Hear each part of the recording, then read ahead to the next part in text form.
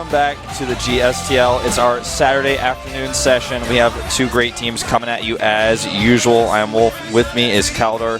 It's a rainy Saturday, but it's a good Saturday. Yeah, it's a very, very rainy Saturday, but we have a good match coming up today. We have FXOpen. They were not successful so far in this season. They didn't win a single match. And they are up against Axiom-Acer, a team that didn't lose once just yet on our third week. It's going to be an interesting day. Yeah, it certainly is. Yesterday we had the undefeated Startail lose their match thanks to San, so they became defeated. Man, the same may be true of Axiom-Acer today. Depends on what FXOpen can do, because FXOpen currently is only defeated. They haven't won a single match just yet. Yeah. And Axiom-Acer, on the other hand, they also talked in the past that they are a little bit surprised to find themselves in the first or second place this season. So they didn't expect this to happen. They actually expected to be somewhere in the midfield and trying to make it for the playoffs. Then suddenly the entire season started very well for him. Yeah. But exactly. Still, they're in a position where they expect to not dominate the league, but they want to establish, of course, a place in the playoffs. It's going to be interesting today if they can best FXOpen, a team who is very strong, but was also very unlucky so far. Yeah, so far FXOpen has had a really rough season, and a lot of people were surprised by this, having them constantly at the bottom of the roster there, down at the bottom. Of course, NSOS now surpassing them. But FXOpen, if they get owned today, they may even fall below that. Yeah. FXOpen is currently 3 wins and 8 losses, so a very bad indicator for them in the league. And of course, with the new system, with the round-robin system that we have in the regular season, this is definitely something that you try to avoid. This is not only a best-of-7 now instead of a best-of-9, but we don't have an elimination mode anymore. We have now the round-robin system, so not only every match win counts, but also the maps that you win. Yeah, FXOpen can be, in some ways, at least lucky of our new format, because if it were in the old format, they would have been double eliminated by now and would be out of the tournament. So they still have a chance here, but they have to get probably basically an all-kill today to be able to put themselves back onto the board, or very close to an all-kill. They need to get not only their win, but like you said, the indicator is so low for them right now, they need to push that back up. We talked a little bit to the players earlier in the backstage area, and both teams are actually in very high spirits today, especially FXO. They were joking around the entire time, so they certainly feel that they can pull out a win today against Axiom-Acer. And for the strong team that is still managed by Jenna Bainer, of course, here in Korea by Crank, we have now MMA as the starting player, and they have been doing so well, a lot better than most people expected, especially after in the preseason they were eliminated early on. Yeah, really surprising results so far that we've seen. But let's take a look at yesterday's results for anyone who missed it. We had a pretty crazy day of GSTL where the best player in the world was dethroned by San. Exactly, that was definitely an interesting day that we had there. We had the match starting with Hack versus Symbol, and Symbol, he planned on gaining an all-kill, but he only was able to get 2 wins. Then he was defeated by Life, but San, he edged out 2 more map wins for Team Azubu, and therefore they not only broke the curse, but they are now I think on +7, if I'm not mistaken. Yeah, I think that's correct. So that was a great win for Azubu, really important yesterday. Well, here's the standings now. You can see +3 for Azubu and Startail, so they're actually tied now. Yeah, of course. They were -4, then +4, and +3. Yeah, okay. And you can see Axiom-Acer currently 2-0, and they could take the first place spot with a win today, making them the only undefeated team in the entire list. FXOpen currently at -5 right now. Exactly. They lost to Incredible Miracle in the first week with a 4-2, and then they lost to MVP with a 4-1. So both times they lost against their opponent. Today they are up against Axiom-Acer, and they are in desperate need of a win. They also have 2 warnings, something that we should not forget. Yeah, the warnings are really important, because the best they can really hope for is to get very close to a team and perhaps even tie with them, and if they do that, the warnings may actually cause them to lose. You can see currently Axiom-Acer, all of their players are in Code B.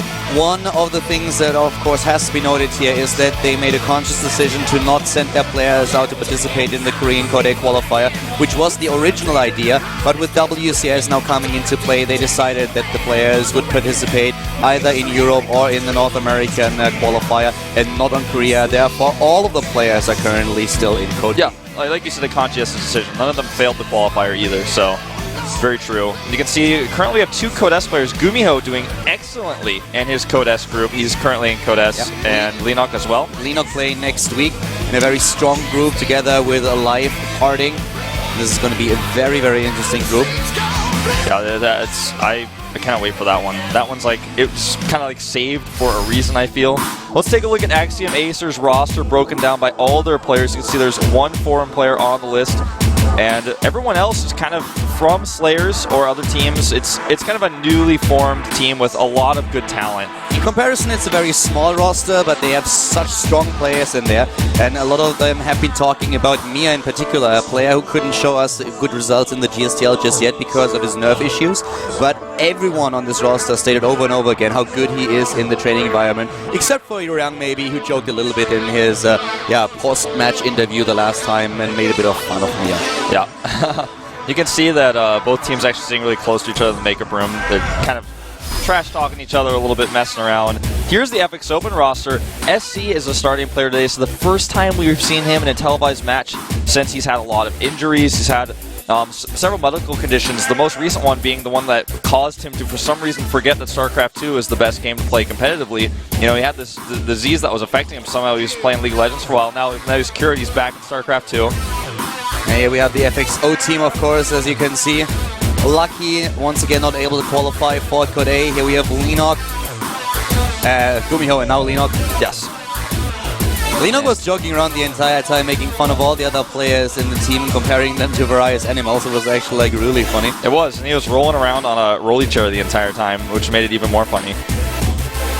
Well, right now we are, of course, just getting the players ready to start with our match today. It's going to be interesting to see who is going to edge out a win. FXOpen, if they lose today, then they would be in dire straits, already at the bottom of the ranking. They need a win to get at least into the middle. Yeah, certainly so. And it's looking rough for them right now. They need a very, very solid victory today. And they've sent out SC first, so that's kind of interesting to me. It makes me feel like he's been practicing or doing extremely well in the house, because otherwise, why would you send somebody out like that and just kind of throw him into the mix? You need as many points as possible. You can't take a chance with that starting player. Yeah, you definitely. With the best-of-7 system that we have right now, every match is just so much more important than it already was in the best-of-9 system that we had last year in 2012. So very important here for them. And let's see who's going to edge out a win first today. SC is up versus MMA, and the two teams are now entering the arena here at the GSTL Season 1 in 2013. Coming in, some purple hair over there on the side. You probably saw that. And this is actually a really exciting match, because even though FXOpen looks like a weak team, if you look at their points only, they're such a strong team, and they're going against the undefeated team Axiom-Acer. It should be a close match. You know, Lucky and Lenok are the two Code S players, but they have such strong players on the lineup. Disregarding these two Code S champions, we have, for example, Hurricane, aka Tia, a player who is really, really strong. Then we already talked a little bit about SC. We have the best on the lineup. There's so many good players. We can also just cranking out the ladder games over and over again. A really, really strong opponent to face. So there's definitely a lot of depth to the lineup of Team FXO, a lot more than Axiom-Acer's lineup. Yeah, I completely agree. They have a lot more experience as well in the booth. The one thing, on the other hand, that always amazes me about Axiom-Acer is that if I would have to compare them to another team, I would probably compare them to Azubu. Azubu has a coach, but on the other hand, the spirit and the atmosphere in the team itself, in the team house, seems to be very, very similar. Axiom-Acer is a team that doesn't really have a coach. They have Crank there who manages things, but there is no coach in the team house in Korea, and they don't seem to need one. Yeah. They just make sure that there is always a friendly pressure on everyone to keep up with the rest of the team, to practice and to grow together. Exactly. As a unity. It's very difficult to actually make that type of thing work, but they certainly have. They're undefeated right now. They have a very close-knit group. It's a smaller group, and because of this, you know, they can kind of keep watch over each other and make sure everyone's practicing well. He's just a fun character, man. Krang is pretty awesome. I really like the guy. Krang is, of course, also quite the strong player. He was a little bit disappointing when he went to the UK to play there. And when he came back, he apparently was so angry with his own performance, and he wanted to play in the GSTL, and he did so with quite surprising results. Apparently, before that, he managed to practice his heart out because he wanted to show how good he actually is, and he felt that he wasn't able to show that in the UK. So that's something that I can really appreciate. A lot of motivation here going on in the team. Yeah, absolutely. So the team is... It's so close-knit. We talked about this already before. They've released a lot of videos on YouTube about their team house, what it looks like, and how the practice environment is there. And I love the chung thingy. That is so awesome. I heard about this, but I didn't watch it. It's amazing. If you haven't seen it yet, unfortunately I don't know on which YouTube channel this is. It must be that must be like an official Axiom-Acer YouTube channel. It might be on Total Biscuit's channel as well. It might be as well, but it's like some video where they make like this one of those. I don't know what the game is called. It's like chomp chomp chomp, just hit each other, and it's amazing. It is so funny. I actually played that with a lot of people right now. I always decline to play that game. I played that game with you once. Yeah, and you hit me on the head, and then I have not played since. I was like, oh, I don't like this game. No, if you haven't seen it, try to find it. I'm really sorry that I can't name a YouTube channel where exactly you can find it, but someone will probably link it. Yeah, and tweet also, at us or something. If you just go to YouTube and you search for Axiom-Acer, I'm pretty sure that it will show up in the results. Yeah, yeah, it was quite funny, and it shows just how well these guys work together and what a friendly atmosphere they have in the team. Yeah, they kind of all come from the same place, and it shows.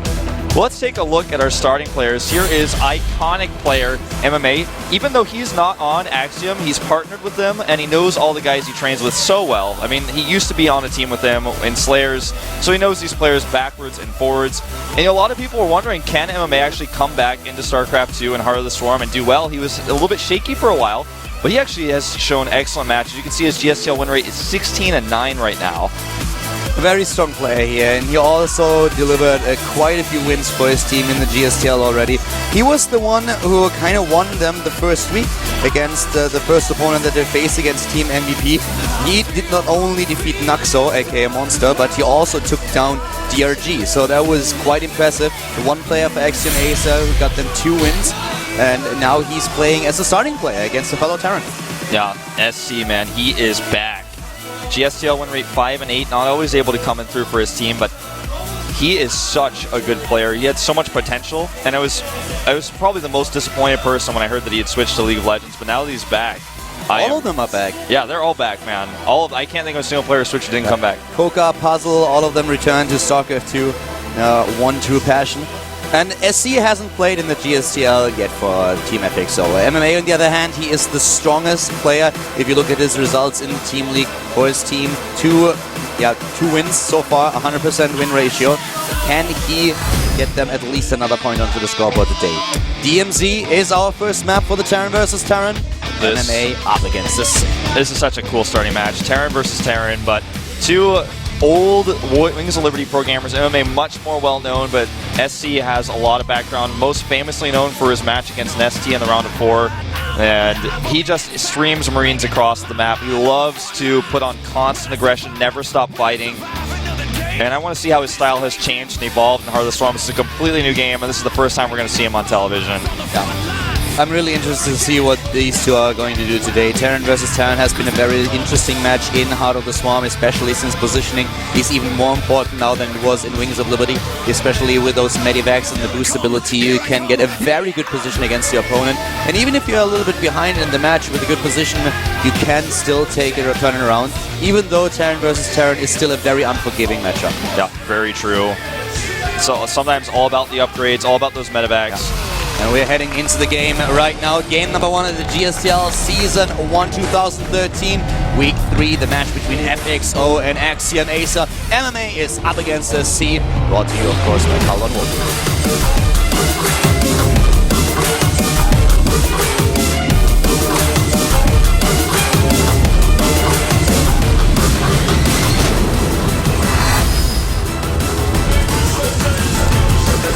Starting to the bottom right of the map, we have the Axiom-Acer starting player, the Acer Terran. MMA. Oh. Acer MMA. He is so important that they had to introduce him twice. Yes. Don't forget his name. And his opponent to the top left often played StarCraft 2 like a League of Legends player. Oh, needs a pause. I was messed up my intro, SC. I was going to talk about you stream units across the map like they're minions. But I guess he's got a issue with his keyboard. Earlier he said something about his earphones, I think, in the chat, giving him some problems, and I think he thought he fixed it, maybe not. We'll find out exactly what it is. Remember, guys, FXOpen already has 2 warnings, and now this will probably give them a 3rd. Exactly. And this is the one thing that I always have problems understanding. When you're the starting player, you have the most time to prepare for your match, so this should never happen. Not quite sure what's going on here. I guess we'll get an update from production quite soon as they know themselves what's going on. But this is, of course, for them really annoying right now. As Wolf already pointed out, with 2 warnings on the board, they now will most likely receive a third. Yeah, the only way I guess it could be excused is if it's an issue with the map that, well, you know, with the game heart display that we have, something happened to him that he wasn't familiar with. That's the only way I could see he gets away with no warning here. Yeah, or if there's a computer problem that he's not responsible for. But in most of the cases when we have a pause, it's either a hotkey issue or something with a keyboard, with a mouse. And as players are responsible for their own gear, this would result in a warning for the player. Yeah, very true. You know, for example, even if it's his earbuds that are giving him a problem, those are his earbuds, so it doesn't matter. He still gets a warning if that's the case. We'll get an update very soon. It seems to be actually a more serious issue than we once thought, and even Choya is now. Well, that's not Choya going over there. I don't know who went over there, but you can see that Choya is not happy at all. He's not happy. He's the coach who led his team to 2 GSTL victories in 2012, but 2013 has been a very, very rough year for FXO so far in the team league. In the team league, for sure. When it comes to the individual league, though, Gumiho is smashing it already, and we'll see how Lenok does. But yeah, team league is like FXOpen's league. They've said several times it's what they care about the most.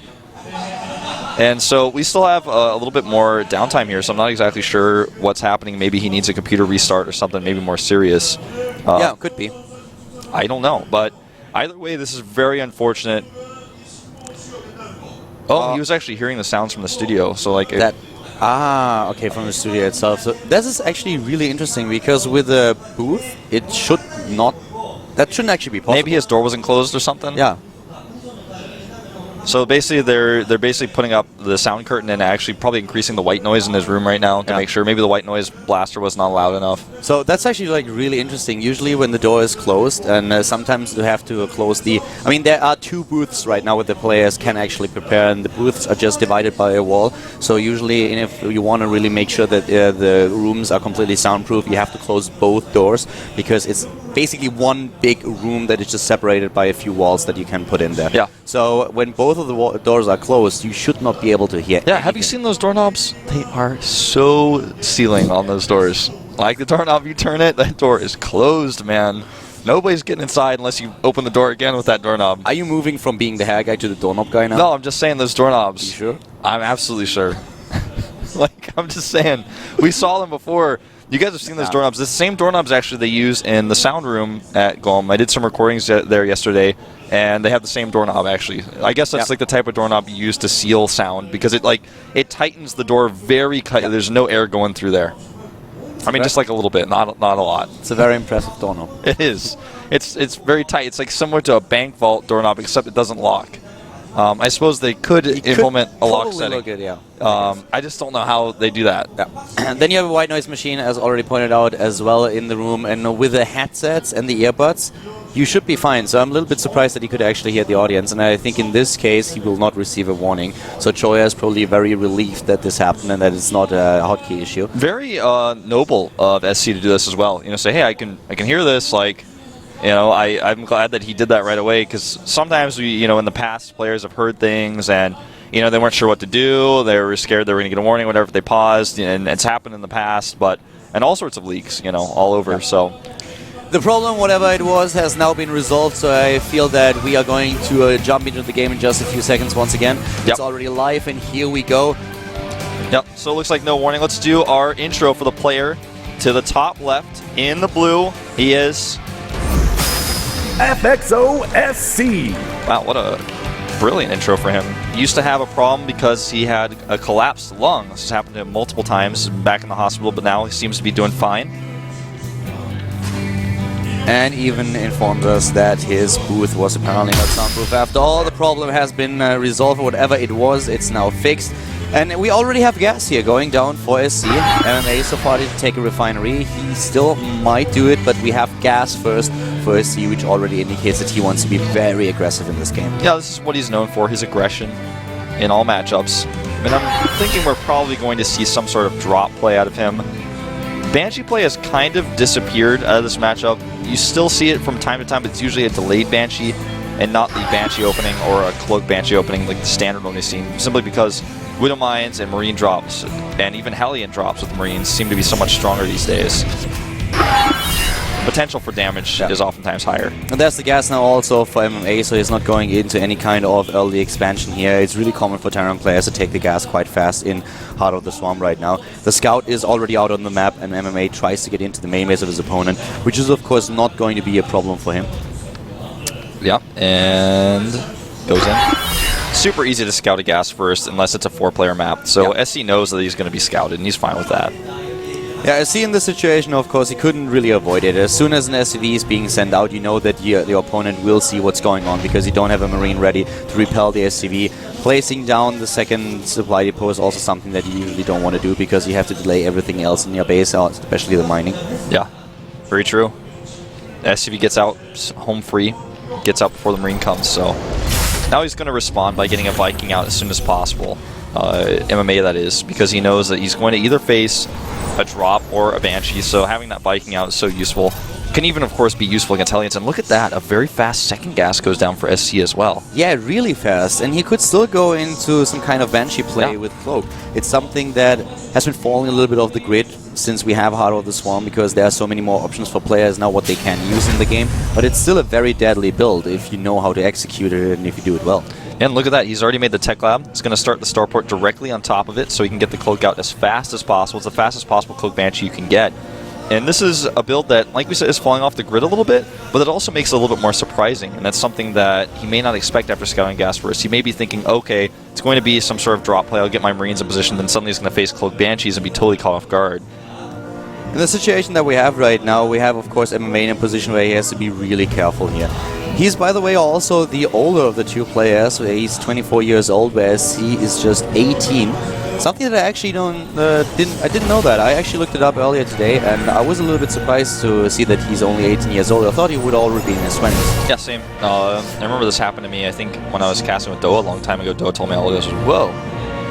He's super young compared to what most people think. He's a very resilient player. And there's the Cloak, as expected. Starts the Banshee first, and by the time the second Banshee is out, Cloak will finish. Exactly. And of course then we will see if MMA is prepared, if he will have some detection on the map.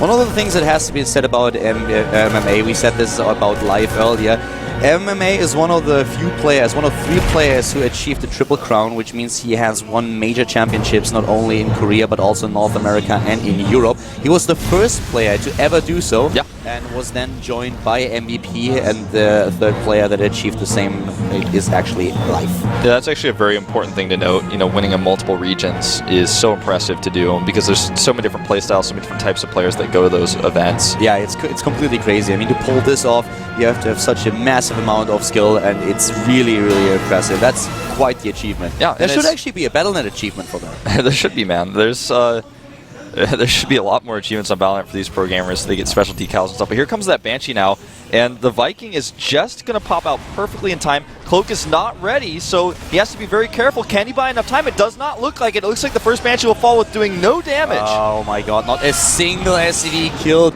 He was not able to fly away fast enough. The second Banshee now coming in. Cloak will be ready for the second one, but by now MMA knows exactly what's going on. He will definitely have a few scans available to grant attack. Yeah, SC's command center is very late as well, so this is going to become a problem for him. Already MMA moving his command center down to the low ground, so he needs to do some sort of damage with this. And now that he knows Banshee's there, he's got a Raven on the way, and he's saving scans, so this Banshee should do probably nothing as well. He's just going to hit that perfect scan with his Marines and the Viking. Yeah. There's already the Marines and the Viking just trying to zone out the Banshee as much as possible. The Hellions arrive at the top left now, trying to do some damage there. Their Widow Mines in position. Yep, and it looks like he actually will be able to break through this. Yeah, he's breaking through. He can deny the expansion a little bit longer. There comes the Widow Mine though. Ooh, nice. 2 kills already. And the third Hellion is nearly dead. That was well done. The Banshee's still going strong in the main base, by the way, over on the other side of the map. Yeah. And with this, he's actually racked up a few kills. 4 kills already, 5. More than I expected. Gets another kill now. Is already on 6 and took down another SCV. 7 kills for the Banshee. No, actually, it's 6. Well, one of them was probably a Marine. Yeah. Well, consider that the reason why I think he was able to get so many kills is because the Hellions were being microed on the other side of the map at the same time, and I think he kind of forgot about the Banshee. He faked Cloak as well, so SC may think that he's going to face a counter Cloak, so he starts his own Raven as a response. He saw the Caduceus reactor, but he didn't realize that's what it was. And so therefore, he's going to get his own Raven out just to be safe. We have Stim for both players, but a very interesting composition for MMA. He's gone heavy into the Hellions. He has 6 of them on the map right now. Yeah, he already tried to attack earlier with them, but the big problem that he had to face were all those Widow Mines that were not only on the ramp, but also guarding the expansion itself. So that was a really nice defense by SC that he set up there, and it worked so well. Just think about what would have happened here if he would have relied on bio units only. The Hellions would have probably taken him apart. Yeah, definitely so. I mean, with all the resources he committed, and with his gas first towards those Banshees, he had very few Marines on the ground, so the Widow Mines were such a great response. And yeah, this is so interesting that he makes this many Hellions. You normally see just a few Hellions come out at first, and then you switch into Siege Tanks as fast as possible. And I wonder if later on we may see him transform these into Hellbats. I don't think so, because he has so few of them, and in TBT that's not normally what you see, but it's possible he uses them for drops later on as well. One of the things that we just saw was a Widow Mine burrowing to the top right of SC space, and this Widow Mine is a defense against drop play. You cannot take down a dropship, a Medivac, with only one Widow Mine. That's not possible. You need something else that does damage. Usually that's achieved by having a Viking ready, because one Viking shot and then the Widow Mine can take down a Medivac with no problem. There it already is, one Viking nearby. So as soon as the Medivac tries to boost in, the Widow Mine will be triggered, will get the shot off, and then the Viking is going to finish the job. Exactly. You know, sometimes you see it paired with a turret as well, but the Viking is the more versatile option. This Marine will hold the Watchtower, and the SCV goes down. Unfortunate for that, SCV doesn't get to see much of anything. And he's just using the Hellions to control the map right now. Later on, when he gets a few Medivacs out, he can drop them. But like you said, with the drop defense in place, it's not going to be easy. You know, with all those kills that SC gathered with the second Banshee, he's now in a position where he's actually very, very close to MMA, not only in the Harvester supply, but in overall supply too. It looked very much as if the opening of the FXO player would completely be crushed by MMA, but the second Banshee really saved him. Yeah, it really did. That's so important. He also was able to kill his Hellions, which wasn't too bad for him. If you look at the upgrade advantage, though, that we have for MMA, that's really important, because if they have any sort of skirmish or engagement with their Marines early on, he's going to have, you know, so much of an elite. And here's that Widow Mine going to come into play here. Exactly. Here's the drop and the Widow Mine, and the Widow Mine doesn't get the shot off. Yep, he didn't stay in the threshold long enough to activate it. Yeah, SC actually a little bit too eager to take this dropship down. He showed the Viking a bit too early. A bit too soon. The Widow Mine could have definitely been triggered here if he would have just stayed to the left a little bit longer. Yeah, a little bit trigger happy there.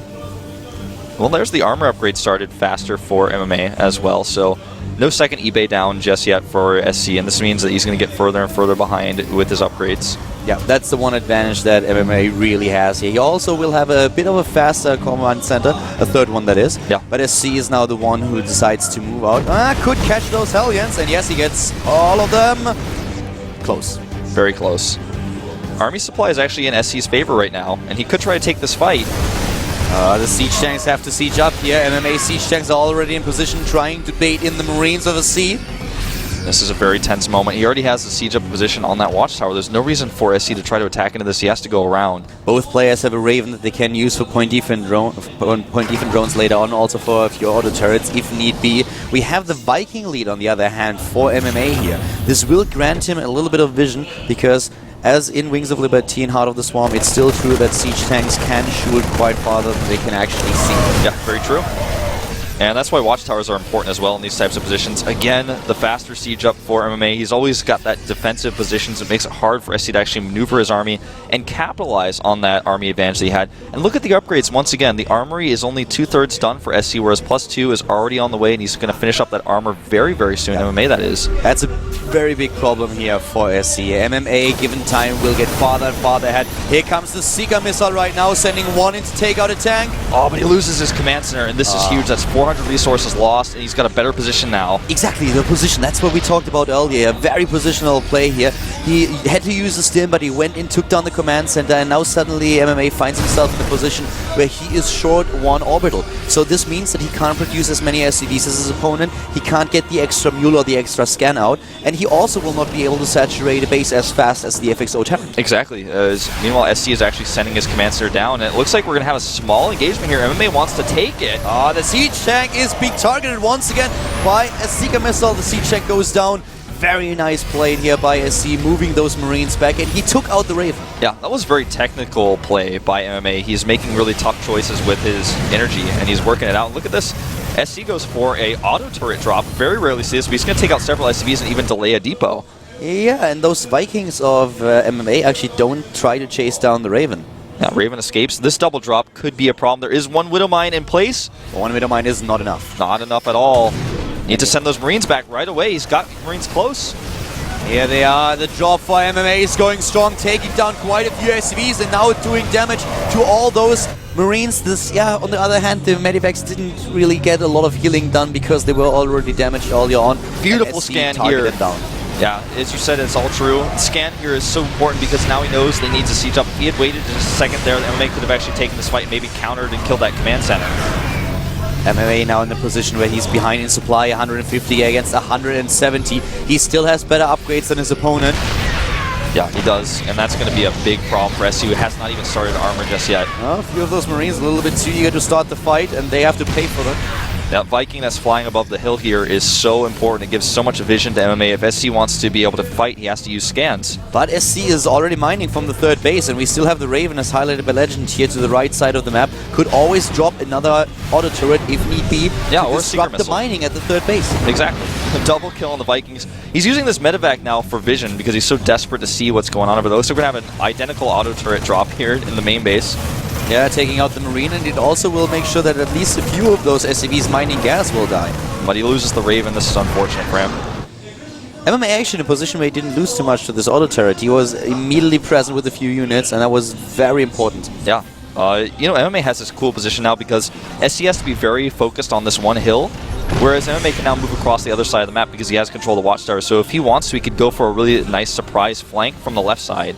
And he really has to do something. He's still behind in supply and behind in the game. Of course, this upgrade advantage that he has helps him. But now suddenly SC comes in from two sides, takes down those siege tanks. And this is awful for MMA. He's trying to go for the counter-attack, but his army already suffered severe losses. Yeah, and he was spotted as well. He has to run. There's a beautiful scan again from SC, identifying, are you staying or are you running? You know, fight or flight here. MMA chooses the flight.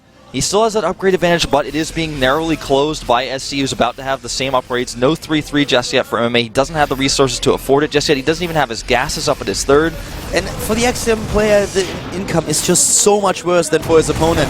We have a discrepancy in harvesters. There is, of course, the third base that was available much longer for SC than was for MMA. There is not even gas taken at the third for the Axiom-Acer player. So SC playing a really good game here, very positional. You know, it's all about the scanning a lot of the time for SC. He's able to scan and know exactly what his opponent is. When he scanned that army, he said, oh, most of your army is somewhere else. I'm going to ignore that. I'm going to crush this army and then try to zone out your other army. So he scanned again, finds the army, knows exactly where he needs to be. Very true. Information, that is exactly what he gathers here, trying to find out where the army of MMA is positioned. And MMA is trying to move in with a flank. He sees the dropship, but he can't take it out. He's going into the mineral line on the other hand, trying to take down the one command center. That is the mass repair. Can he do it? It looks like he will barely target it down, and he has to get away though, and he does. Now he can go into the main base. This is beautiful by MMA. There's only a few Marines here. It's not enough. That's not enough Marines to take down those two dropships. Immediately the drop, and then the rest of MMA's army is now trying to get a good position at the natural third base of his opponent.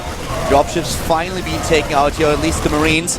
So beautiful by MMA. SC couldn't decide whether or not he wanted to defend his natural or his third base quickly enough, and that's what MMA was able to capitalize on.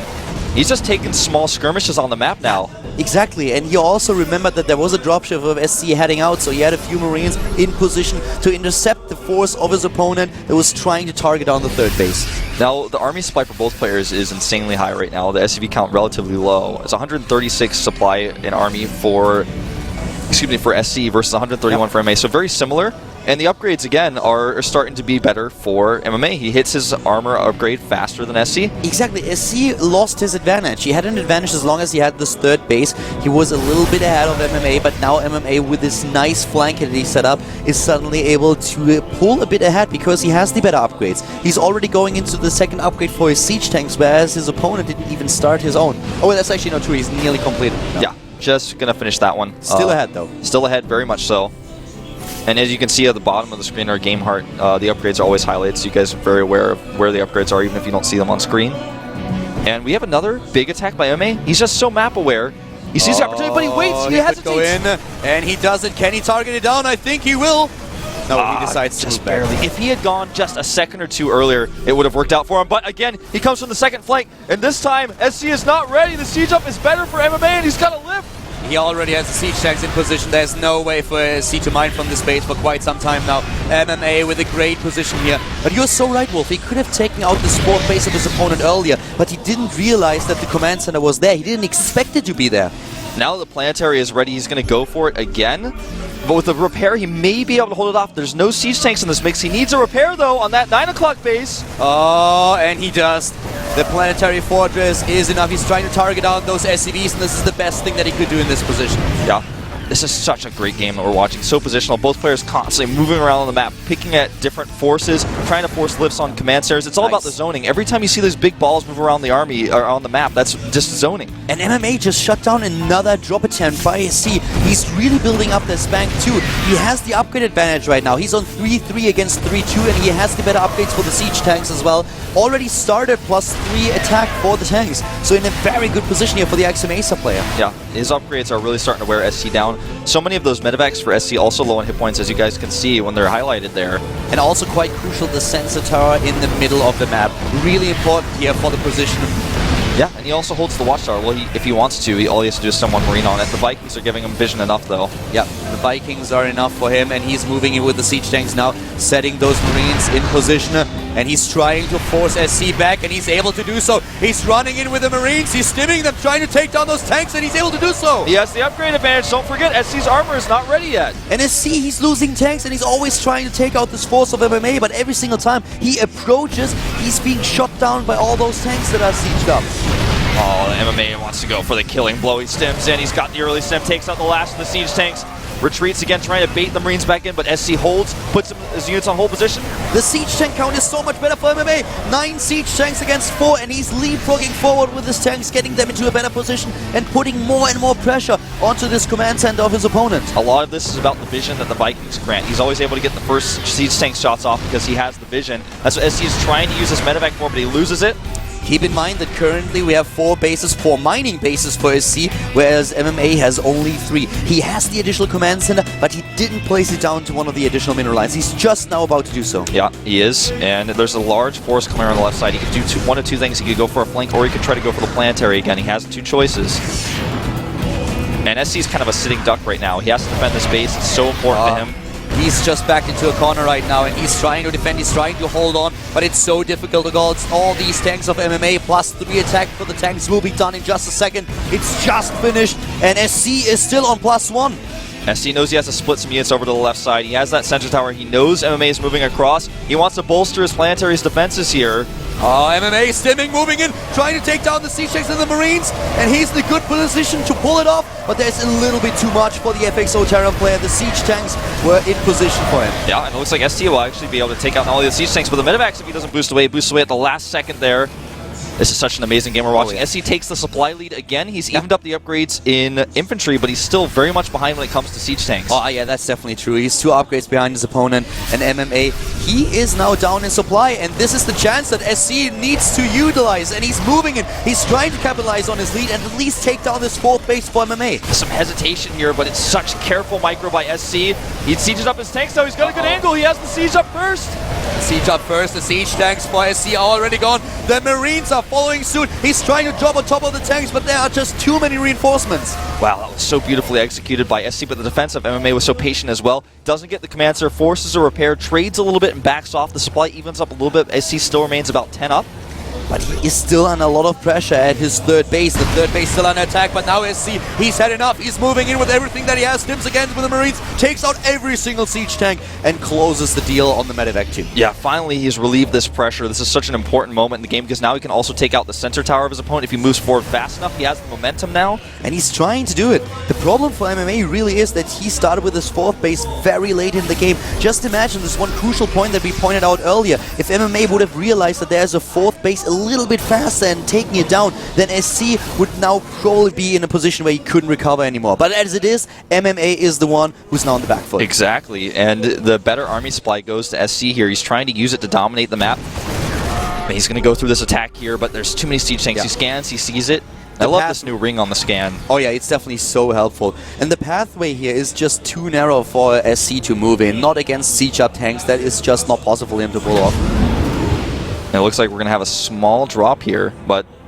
Oh wow, that was really close. He nearly boosted right on top of those Marines. Another scan goes down. He's a back away, loses several Marines there. It looks like about 4 being killed. Yep. He's able to replace them instantly with the bank he's building. And as far as unit counts go, both players are pretty much identical in Marine count and siege tank counts. There's not much of an advantage either way. It's the only advantage that you can see visibly, when you look at numbers, is the +3 for the siege tanks of MMA. And then, of course, it all comes down to the engagements, the positioning, the siege out time, the splitting. And also the 3,000 gas that he can't really utilize. Yes. That is actually quite impressive, accumulating 3,000 gas in this game. But the problem really is that he doesn't have the minerals to do anything with it. Exactly. And, that gas is going to be important later on if this game goes on for, say, 10, 15 more minutes, which it likely will, considering where we're at right now in this game. This drop could do a lot of damage. SC does not have a lot of units back at home to defend. He only has 1 Widowmine in the main. There's nothing to defend that third base. The siege tank line is there, and the drop is good. Going in, taking down SCVs, and of course the first thing that SC has to do is pull off all the harvesters. Not losing the command center though, but the medivac is boosting right into the main base. Yeah, and it looks like that was actually a Marine in the main, not a Widowmine, so he could take out some of these reactors, which would actually really significantly hurt SC's production, but he gets 1. He might get a second, not just quite. Meanwhile, there's another big move out for SC. He wants to use this better army that he has, knowing the dropships at AFK. Look how smart that was. He moves with the army to the right side, but he sends another few units to the bottom left so that he knows where his opponent is positioned. But now we have both of them just passing like shadows in the night, and suddenly we have a base straight. Yeah, but MMA has the much better defensive position, I feel. SC only has 1 tank at home, whereas MMA has several. He was already prepared for the situation. He had already lifted his command center up. Uh-oh, there are 3 command centers hovering in the air. MMA in a good position here. He already took down the natural of his opponent, and he moves to the 4th base, to the mining base of SC. This is not good for the FXOpen terrain. Yeah, FXO SC has more army supply, but his army is split up a little bit. Oh no! That was scary, but he will lose a lot of his harvesters. His command center goes down as well. He needs to get the siege up. He has no mining anymore, Wolf. He has another command center that he could very well just put at one of the mineral lines, but this is a very dire situation for SC. This drop, on the other hand, is doing quite the job, going to the right side, making sure that MMA also has no mining. Yeah, this is very intense, but MMA has that command center. He's moving down again to his 4th base. He's going to have it up there a little bit faster. SC is doing the same. And let's not forget that we have so many additional command centers or orbital commands here for MMA. He can utilize those mules, while on the other hand, SC lost those bases. SC has more Marines, but MMA has more tanks and they're better upgraded. Remember this. And so that means that MMA has the better strong defense when it's sieged. SC is going to the gold right now. He realized that he has to take a little bit of a risk here. MMA with all those orbitals. Is he calling down the mules? Not just yet, but he's trying to move in to finish this game and finish SC off. SC has a better position though with his armor right now. He could go in for the flank, and he does! The 2-pronged attack comes in from both sides. MMA is cut off by the siege tanks on the ramp. MMA can't move in, and he knows it, but he has so many units there that he can take down the siege tanks of his opponent. He's stimming in once again. He's taking down tank after tank, and MMA suddenly finds himself in a supply lead. Yeah, and he's on the high ground here. He's got the advantage, but he does not have the medevacs. I thought that he would for sure crush that army, but MMA just with so many Marines there. MMA realized that he couldn't move to the right because of the sieged up tanks, but the one to the left, they weren't sieged up at all. So he just could move in and take them down, and now he's trying to apply pressure at the gold base of his opponent. This engagement could decide the entire game. Will SC commit? MMA is actually mining from 2 bases as we speak, and he is putting so much aggression onto the one last mining base of his opponent. Yeah, there are 6 harvesters left only for SC right now.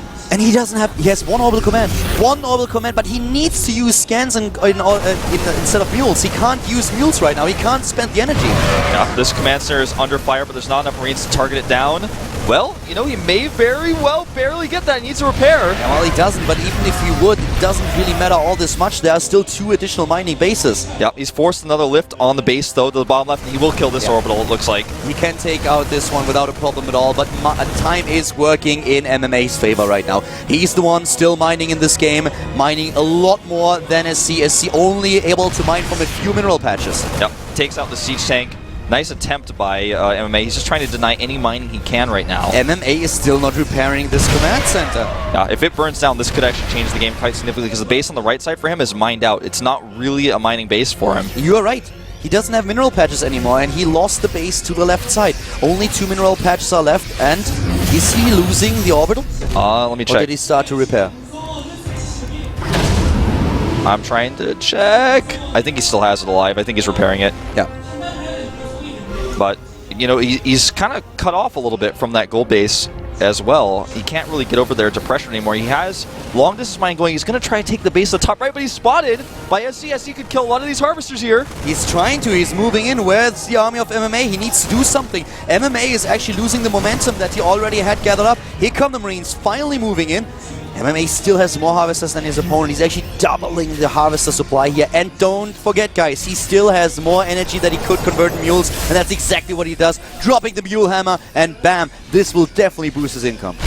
This is so interesting because SC knows he's got the better position here to attack that base, but if he does, it makes his force here weak. He goes in, though. He wants to target down the last siege tank, and he will get it. That's only one siege tank, and he was willing to take that risk. Moves in, takes down the tank, and now we don't have any... Well, we actually have 2 tanks for MMA, but 9 tanks for SC.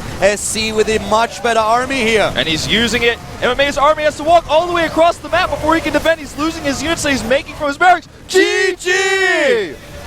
Wow, what a back and forth game that we had as our opening match today here at the GSTL. This was crazy. SC and MMA, what a match. This is why Terran vs. Terran is actually my favorite match of the cast. There's so many positional things that go on. There's so much multitasking that needs to be used. And I mean, we just saw both players in a lead out of it. Both players at times looked like they had no chance to come back, but they just made all the right choices. That was incredible. MMA several times looked like he would be able to pull off a victory here. In the end, he wasn't able to do so. It is SC who takes the first win today. 1-0 for Team FXOpen. Well done here. That was an awesome game, man. That was great. One of the best games I have ever seen. Oh, wow. Just... MMA was in such a top position. He had to take base to the top right, which is totally exposed, but he knew that he was choked up. He couldn't take the base that was forced to lift. The problem really for him was losing his 4th base at the bottom left. He knew that SC had only the gold base, and immediately he set up tanks in position to target the SCVs at the mineral line. But there were still 2 or 3 patches where SC could mine, and when SC was able to take out the 4th, suddenly MMA didn't have any mining left because there were no mineral patches at his 3rd base. And MMA's army had to be split much more than SC's because SC's army not only kind of choked MMA off a little bit, but also protected his gold base, whereas the army of MMA had to be far away at the top right, and that gave SC the opportunity to move in and kill those siege tanks, kill those reinforcing Marines, because the rest of the army was defending the base. If his army's not at the base, then SC can kill that base with literally 1 dropship full of Marines. And of course also what was really important here is that SC's army supply was all the time a little bit higher than MMA's. MMA's had more worker alive, which allowed him to get more mining done, but at the same time his force was just never as strong as SC's. He was trying to change that, but he didn't have the time because SC chose the perfect time to move in, take down the last few siege tanks, and then with his own tanks he could set up a really good position against his opponent. Very well played, and now FXO in the lead here at the GSTL Week 3. Yeah, and now the question becomes, who are we going to see from Axiom-Acer coming out? Are they going to send out, you know, perhaps a Protoss like Alicia or Crank? Or are we going to see one of their other heavy hitters? I'm really not sure. The last time against Terran we saw Crank, which was at the time a little bit surprising because of his results abroad. But now we could see him. He did very well the last time that he was sent out against the Terran player. Sitting in the middle here, though. And it looks like it's going to be Mia. Yep. That's going to be really interesting right now. Mia, as mentioned earlier, is one of those players who does very well in the team house environment. The problem for him is his nerfs that he has to deal with. Can he pull through against a very strong Terran player, against SC? Yep. Mia 0-5 in GSTL so far, though. It's not been, you know, in this time of Slayers, GSTL was not kind to him, but this is a completely new expansion. He could pull it off. He could pull it off, He might be able to get a victory here for Axiom-Acer. We're going to find out if he has it in him in just 5 minutes when we are back from our first break today. So guys, stay tuned. Then we'll be back with Axiom-Acer up versus FXOpen today. Mia up against SC.